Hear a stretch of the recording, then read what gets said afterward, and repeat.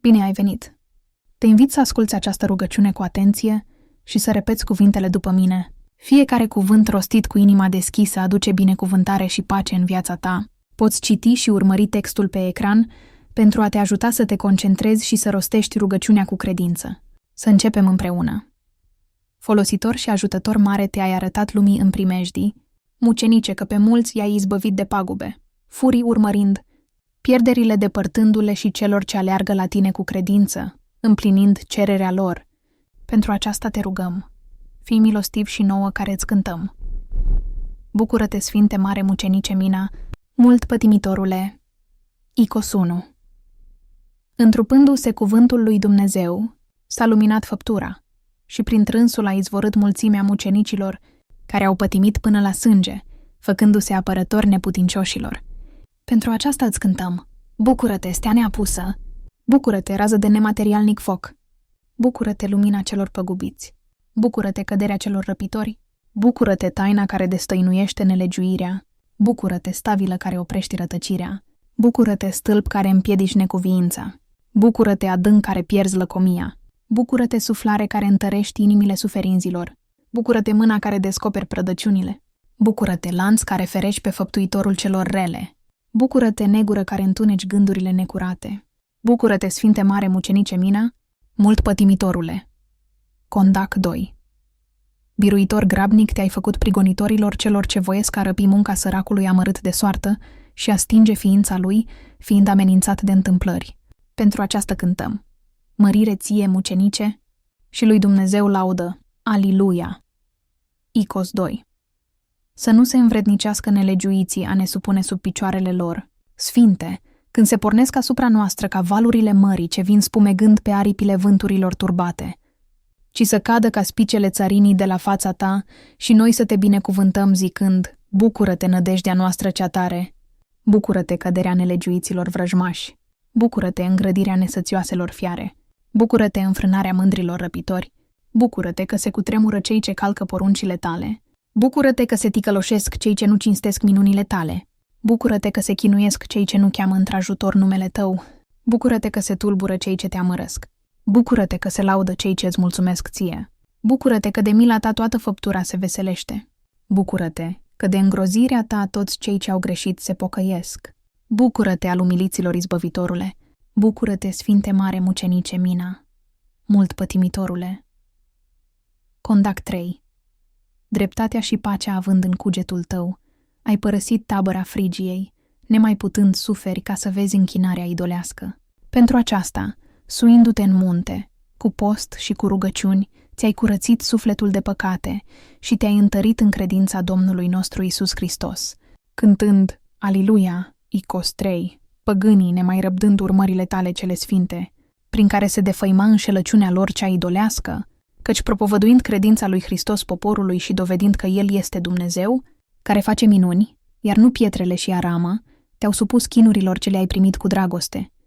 Pentru aceasta îți cântăm. Bucură-te, cel ce ai fost frecat peste tot trupul cu târsâne. Bucură-te, cel ce ai fost ars pe urmă cu foc. Bucură-te, cel ce ai răbdat usturimea ciulinilor. Bucură-te că ai fost străpuns peste tot cu sulițe. Bucură-te că ai suferit pe tâmplele tale ciocane de fier. Bucură-te că și alte chinuri ai suferit cu răbdare. Bucură-te că n-ai cârtit împotriva lui Dumnezeu pentru pătimirea ta. Bucură-te că mai ales te-ai luptat cu bucurie împotriva trupului și a sângelui. Bucură-te că Alexandria s-a îngrozit de credința ta cea tare. Bucură-te că tiranii erau mustrați de cutezarea ta. Bucură-te că, nemai având cu ce te spăimânta, au poruncit de te-a tăiat cu sabia. Bucură-te că mulți din privitori te binecuvântau, zicând, bucură-te, Sfinte Mare Mucenice Mina, mult pătimitorule. Condac 4. Fericita credința a răsăritului ridicând în sfârșit crucea între popoarele păgânești, după căderea tiranilor vrăjmași ai creștinătății, s-a zidit în Alexandria biserica ta sfinte, de către un iubitor de Hristos cetățean, în vremea lui Constantin împăratul, și acolo s-au adus rămășițele moaștelor tale, cărora ne închinăm cântând lui Dumnezeu. Aliluia! Icos 4. Glas ridicând către tine grăim, grăbește, Sfinte, a ne apăra. Nu ne dezlipi nădejdile de mila ta cea mare, că unde vom năzui afară de tine să ne liniștim, după noianul păcatelor noastre, decât, după Mântuitorul și preacurata lui Maică, la tine cel ce ai pătimit cu dragoste pentru Hristos și pentru a noastră mântuire. Tindeți mâna ta spre noi, mucenice, ca să te binecuvântăm cântând: bucură-te, aflătorul lucrurilor pierdute, bucură-te, aducătorul lor în starea în care au fost. Bucură-te, lauda cetățenilor cinstiți cu fapta, bucură-te, fericirea negustorilor cu bune măsuri. Bucură-te, păzitorul neadormit al satelor și al orașelor care suferă de pagube. Bucură-te, scăparea celor amenințați de văpaie și de vifor. Bucură-te, ușurarea popoarelor ce se amărăsc de năvălirile grozave și de asupririle nedrepte. Bucură-te, povățuitorul drumeților ce te cer în ajutor. Bucură-te, izbăvirea oamenilor de moarte năpraznică. Bucură-te, scăparea corăbiilor cuprinse de vijelie și de furtuni. Bucură-te, mângâierea a tot sufletul asuprit și amărât. Bucură-te și al nostru apărător grabnic în suferință. Bucură-te, Sfinte Mare Mucenice Mina, mult pătimitorule. Condac 5. Hrană de mântuire vieții noastre, trimite-ne nouă de la Dumnezeu. Sfinte, ca să nu pierim de mulțimea patimilor ce se îndesesc în noi cu prisosință, că păcătoși suntem. Dar care păcat sau ce mulțime de greșeli poate covârși vreodată nemărginita milostivirea lui Dumnezeu, având rugători cetele mucenicilor, cu care dinpreună cântăm lui Dumnezeu. Aliluia! Icos 5. Inima înfrântă și smerită Dumnezeu nu o va urgisi, zice împăratul și prorocul David.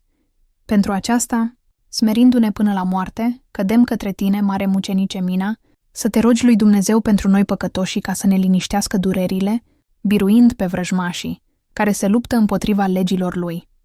Apropie-te, dar Sfinte, apropie-te de noi cei ce pătimim, ca să mărim minunile tale cântând: bucură-te, mijlocitor fierbinte al celor suferinți către Dumnezeu, bucură-te, stăruitor grabnic către dânsul, bucură-te, ajutor puternic pentru cei ce păzesc poruncile lui, bucură-te, nădejde nerușinată a creștinilor, bucură-te, tămâie bine primită la cer în rugăciune, bucură-te, vas ales al Sfintei Treimi, bucură-te, cel ce nu voiești răutățile oamenilor, bucură-te, cel ce plângi pentru nepriceperea lor, bucură-te, cel ce pururea îi îndemni la fapte bune, bucură-te că îi povățuiești a viețui în unire și dragoste, bucură-te că pe mulți i-ai adus la pocăință, bucură-te că pentru toți te rogi pururea, bucură-te, Sfinte Mare Mucenice Mina, mult pătimitorule. Condac 6. Evreul care era asuprit de creștin, prin tăinuirea banilor ce îi lăsase spre păstrare la el până la întoarcerea sa, s-a botezat văzând minunea, când i-ai descoperit adevărul. Iar creștinul, îngrozindu-se de fapta ce făcuse spre vătămarea sufletului pentru iubirea de argint, s-a pocăit, cântând lui Dumnezeu: Aliluia! Icos 6. Pe călcătorul de jurământ creștin și vicleanul prieten al iudeului, ieșind din biserica ta unde mărturisise neadevărul, că nu are știință de acei bani, l-a răpit calul, și pierzând în cale inelul și o cheiță, cu acelea tu te-ai arătat femeii lui acasă, ca să trimită bărbatului ei aurul iudeului, precum a și urmat, și îndată s-a descoperit vicleșugul. De aceea cântăm ție: bucură-te, vădirea vicleșugului tăinuit! Bucură-te, aflarea aurului răpit! Bucură-te, rușinea faptelor rele! Bucură-te, amărăciunea urmărilor! Bucură-te, împlinirea datoriilor creștine! Bucură-te, creștinătorul iudeului rătăcit! Bucură-te, pocăința creștinului pierdut! Bucură-te, lauda bisericii răsăritului! Bucură-te că prin a ta minune s-a arătat puterea darului! Bucură-te că prin a ei lucrare 2 suflete s-au izbăvit! Bucură-te, al lui Hristos vrednicule lăudător! Bucură-te, Sfinte Mare Mucenice Mina, mult pătimitorule! Condac 7. Lanțurile fermecătoare ale diavolului cu care înfășoară sufletele cele slabe spre a le trage la el, cum s-ar putea sfărâma de nu am avea cugetul lucrător spre mântuire? Acesta dar, întărindu-se de către puterea sfinților mucenici aleși de Dumnezeu, risipește negura înșelăciunii și dezleagă legăturile vicleanului prin pocăință, cântând lui Dumnezeu: Aliluia! Icos 7. Slavă ție, Împărate Sfinte Dumnezeule Atotputernice, care dintre noi oamenii și pentru noi ai ales pe sfinții tăi mucenici și apostoli, ca să ne izbăvească de cursele vrăjmașului și să ne împărtășească de bunătățile tale cele nemărginite, ca în acest chip să se preaslăvească numele tău cel întru tot sfânt, și să cântăm: Bucură-te, Mina cel de toți iubit! Bucură-te, mucenic prea fericit! Bucură-te, luptător neostenit! Bucură-te, viteaz neobosit! Bucură-te, cuget neprihănit! Bucură-te, priveghetor neadormit! Bucură-te, doctor iscusit!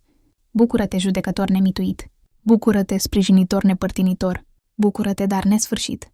Bucură-te de daruri dătătorule! Bucură-te de multe minuni făcătorule! Bucură-te, Sfinte Mare Mucenice Mina mult pătimitorule. Condac 8. Numele tău, mai mult decât oricare altul dintre sfinți, s-a făcut creștinilor mai dorit, Mina, pentru aflarea grabnică și îndestularea a orice păgubiri suferite de dânsii, pentru care și astăzi, pătimind cei ce stau înaintea icoanei tale cu credință, se roagă a te milostivi spre ei, mângâindu-i și îndeplinind cererea lor ca să-ți aducă laudă, cântând lui Dumnezeu. Aliluia! Icos 8.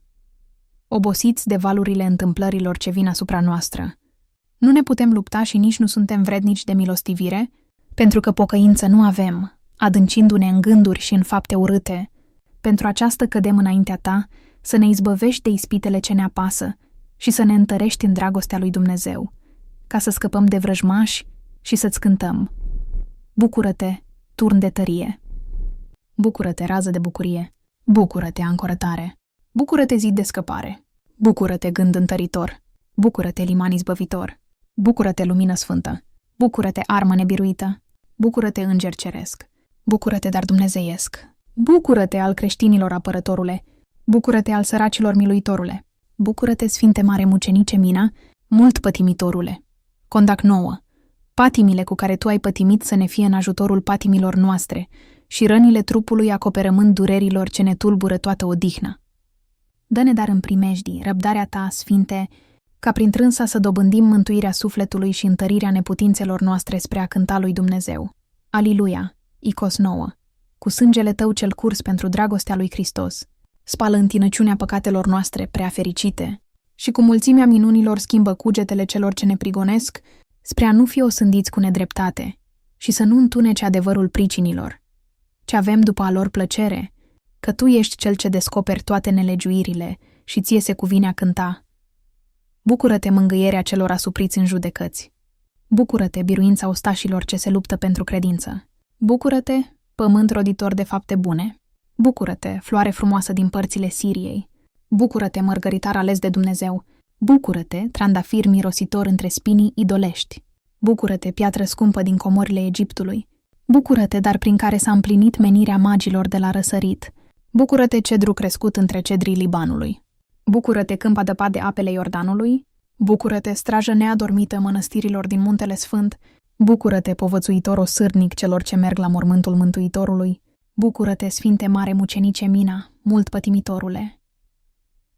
Condac 10. Rămășițele călătorului omorât de gazda făcătoare de rău, spre a-i lua aurul cu care mergea la biserica ta, tăindu-l bucăți și îngropându-l în grădina sa, tu l-ai dezgropat a doua zi, refăcându-l precum a fost și dându-i viață, de care minune îngrozindu-se ucigașul, a căzut la picioarele tale cu lacrimi rugându-se să nu-l pierzi, iar călătorul, deșteptat ca din vis după moarte, a dat lui Dumnezeu laudă cântând Aliluia! Icos 10. Sârguința vinovatului a fost zadarnică de a putea ascunde uciderea acelui străin, pe care, înoptând la dânsul, l-a găzduit, că tu, urmându-i nevăzut, pentru dragostea ce avea către tine, te-ai arătat a doua zi ca un ostaș împărătesc, cerând să-ți dea pe călător, despre care, tăgăduind că nu ar avea știință, i-ai descoperit fapta și l-ai mustrat cumplit. Pentru aceasta cântăm ție. Bucură-te, minune mai presus de toate minunile! Bucură-te, cel care ai primit darul de a reface și a da viață trupului tăiat în bucăți! Bucură-te că vinovatul s-a îngrozit de puterea ta! Bucură-te că ucisul nu cunoștea de ce este mustrat el, spăimântându-se! Bucură-te că fapta aceasta n-ai voit să o descoperi îndată! Bucură-te că prin economia ta amândoi se găseau uimiți! Bucură-te prin care călătorul și-a îndeplinit voința închinându-se ție! Bucură-te că și făgăduinței lui a urmat, aducând în biserica ta mari daruri! Bucură-te al tuturor celor ce aleargă la tine, mângâietorule! Bucură-te al celor ce te cinstesc, mărite izbăvitorule! Bucură-te al fetelor sărace, înzestrătorule! Bucură-te al celor căzuți în datorii grele, ușurătorule! Bucură-te, Sfinte Mare Mucenice Mina, mult pătimitorule! Condac 11. Taina aceasta mare a Sfintei Pronii, care prin tine s-a săvârșit, Mina, putându-se reface trupul cel tăiat în bucăți al călătorului ucis și a se aduce iarăși la viață, este de nepătruns, pentru care, minunându-ne de darul ce ți s-a dat ție de la Dumnezeu, cu credință cântăm. Aliluia! Icos 11. Iubitor de sine Eutropie a făgăduit un vas de argint pentru biserica ta și, făcând două deopotrivă, Acel cu numele tău i s-a părut mai frumos decât acela pentru dânsul, drept care a hotărât să-l oprească pentru sine. Tu însă, nesuferind înșelăciunea aceasta, ai luat vasul de la sluga lui când se spăla în corabie și cu dânsul dinpreună l-ai ținut în mare până când s-a mustrat Eutropie însuși de lăcomia sa. Pentru aceasta cântăm ție. Bucură-te că îndată ai scos pe sluga cu vasul din mare. Bucură-te că sluga întreg și nevătămat s-a înfățișat stăpânului său. Bucură-te că el, mulțumind lui Dumnezeu, a și dus vasul la biserică. Bucură-te, mustrătorul lui Eutropie, pentru îndrăzneala ce făcuse. Bucură-te, îndreptătorul purtării sale celei lacome. Bucură-te, scăparea slugii de la moarte pentru nevinovăția sa. Bucură-te că prin aceasta ai vrut să arăți puterea adevăratei credințe. Bucură-te că pentru faptă, iar nu pentru lucru, ai înfrânt voința cea rea. Bucură-te că lui Dumnezeu s-a adus prin această laudă. Bucură-te că numele lui s-a preaslăvit prin facerea minunilor tale. Bucură-te că pentru dânsul ai pătimit ca să biruiești cu dânsul. Bucură-te, mucenice preafolositorule. Bucură-te, sfinte mare mucenice Mina, mult pătimitorule. Condac 12. Văzându-se Sofia, o femeie oarecare din părțile Fecozaliei, care venea la biserica ta să se închine, amenințată a fi batjocorită pe cale de un oștean, a cerut de la tine ajutor cu glas și îndată ai izbăvit-o de năvălirea aceluia, vădindu-l cu rușine către mai mulți. După care femeia a dat lui Dumnezeu laudă, cântând Aliluia. Icos 12. Șchiopul și o femeie mută, care de mult timp stăteau lângă biserica ta cu alți bolnavi așteptând vindecarea, te-au văzut la miezul nopții zicând, Șchiopule, scoală pe femeia aceea și mergi de aici. La care cuvinte, mâhnindu-se Șchiopul, pentru că s-a crezut depărtat de tine, nu făcea nicio mișcare. Tu însă, repetând porunca, el a trebuit să asculte și îndată s-au văzut amândoi vindecați. Pentru aceasta cântăm ție. Bucură-te că Șchiopul, spăimântându-se, a fugit. Bucură-te că muta, spăimântându-se, a vorbit. Bucură-te că și alți bolnavi ai tămăduit. Bucură-te că pe necredincioși i-ai smerit. Bucură-te că pe iubitorii de Hristos i-ai veselit. Bucură-te că pe străini i-ai adăpostit. Bucură-te că pe flămânzi i-ai hrănit. Bucură-te că pe văduve le-ai miluit. Bucură-te al celor din primejdii, apărătorule. Bucură-te al celor prădați îndestulătorule. Bucură-te al Sofiei izbăvitorule. Bucură-te al asupriților mângâietorule. Bucură-te, sfinte mare mucenice Mina, mult pătimitorule. Condac 13. O, preafericite mucenice Mina, ascultă rugăciunea noastră ce ți-aducem din toată inima, ca să ne izbăvești pe noi de boli și de primejdii, spre a cinsti pomenirea ta și a mărturisi minunile pe care cu puterea darului Sfântului Duh le faci nouă celor ce cu credință cântăm. Aliluia! Acest condac se zice de 3 ori. O, preafericite mucenice Mina, ascultă rugăciunea noastră ce ți-aducem din toată inima, ca să ne izbăvești pe noi de boli și de primejdii, spre a cinsti pomenirea ta și a mărturisi minunile pe care cu puterea darului Sfântului Duh le faci nouă celor ce cu credință cântăm. Aliluia! O preafericite mucenice Mina, ascultă rugăciunea noastră ce ți-aducem din toată inima, ca să ne izbăvești pe noi de boli și de primejdii, spre a cinsti pomenirea ta și a mărturisi minunile pe care cu puterea darului Sfântului Duh le faci nouă celor ce cu credință cântăm. Aliluia! Apoi se zice Icosul 1 și Condacul 1. Icos 1.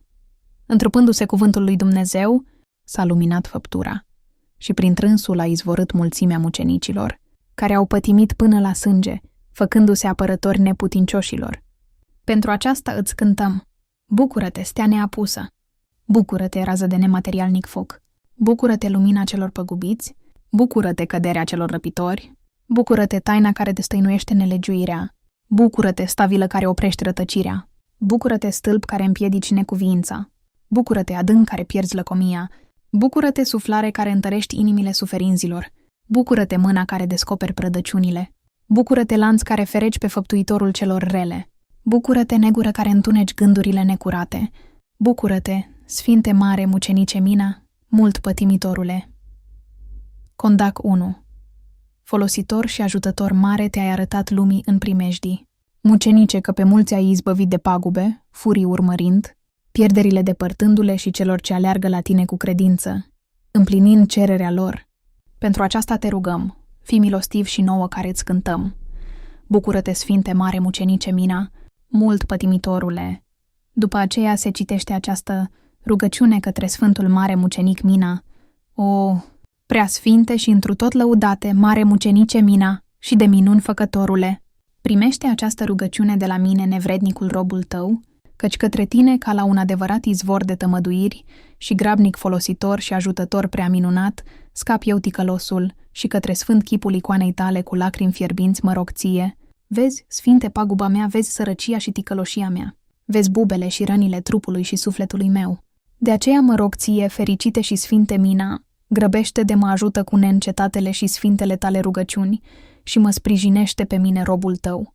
Ia aminte la suspinele mele și nu mă trece cu vederea pe mine ticălosul și scârbitul, că știu, sfinte al lui Dumnezeu, că de-ai și pătimit suferințe grele și chinuri înfricoșătoare de la cei fără de lege pentru dragostea lui Hristos, dar prin acele suferințe astăzi viețuiești luminat și ai aflat dar de la Dumnezeu, fiindcă ne-am încredințat că și după mutarea ta din viața aceasta trecătoare, cine a năzuit la Sfântă Biserica ta și cu credință ți s-a rugat, nu a rămas neajutat. Că cine te-a chemat pe tine într-o ajutor și nu l-ai auzit? Sau cine te-a chemat pe tine, de minuni făcătorule, și tu l-ai trecut cu vederea? Sau cine în pagube fiind și alergând spre ajutorul tău, nu i-ai descoperit paguba lui? Minunile și ajutorul tău m-au făcut și pe mine ticălosul și scârbitul, ca să alerg la ajutorul tău. Am auzit de neguțătorul acela din pământul Isauriei, care venea la biserica ta spre rugăciuni. Nu numai că ai vădit pe ucigașul său și l-ai scos din paguba lui dându-i îndărăt punga cu galbeni, dar, minune, că și din mort și tăiat în bucăți, tu l-ai vindecat și l-ai făcut sănătos. Asemenea și lui Eutropie, din mare i-ai scos sluga cu vasul cel de argint ținut în mâini, fiindcă îl făgăduise bisericii tale. Tot așa și femeia Sofia, care venea spre închinare în sfânt locașul tău, nu numai că a fost izbăvită de ostașul acela ce o silea spre păcat, dar și pe ostaș, după cuviință l-ai certat. La fel și șchiopul care venea la sfântă biserica ta spre închinare, cu rugăciune îndată l-ai tămăduit. Asemenea și femeii celei mute, i-ai deschis graiul și vorbea curat. De asemenea, atunci când evreul dăduse prietenului său creștin o pungă cu galbeni pe care creștinul tăgăduia că a primit-o, jurând pentru aceasta chiar în biserica ta, tu nu numai că ai izbăvit pe creștin de jurământ, dar și evreul, văzând minunea ta, a crezut întru tine și a venit la credința creștină. Aceste minuni ale tale, sfinte, m-au făcut și pe mine a crede că la orice facere de bine ești gata ajutător și grabnic folositor și minunat. De aceea încredințat sunt că tot cel ce aleargă la tine, cerând cu credință ajutor, nu-l treci cu vederea. Pentru aceasta și eu cred că tu același ești, sfinte, ca atunci și astăzi, că oricine a alergat la tine nu s-a întors neajutat. Pentru aceea și eu acum, fiind scârbit și în pagubă, alerg la tine cu credință și cu lacrimi, îngenunchind și mă rog ție, sfinte și mare mucenice Mina, ca să te rogi pentru mine păgubașul și scârbitul, lui Hristos, Fiul lui Dumnezeu, celui ce n-a trecut cu vederea rugăciunea ta cea mucenicească, ci te-a ascultat și te-a întărit și te-a primit în cereștile locașuri. Către acela roagă-te ca să fiu și eu ajutat și miluit pentru rugăciunile tale și din pagube și necazuri izbăvit, ca să laud și bine să cuvântez și să slăvesc întru tot lăudatul și preaputernicul nume al Tatălui și al Fiului și al Sfântului Duh, acum și pururea și în vecii vecilor. Amin. Mulțumim că ai ascultat acest acatist al Maicii Domnului. Bucuria tuturor celor necăjiți. Te invităm să te abonezi la canal pentru mai multe rugăciuni și momente de liniște spirituală. Lasă-ne în comentarii minunile pe care le observi în viața ta zi de zi și spune-ne dacă acest acatist ți-a adus pace, speranță sau binecuvântare. Fie ca Maica Domnului să te ocrotească și să-ți umple sufletul de bucurie și credință.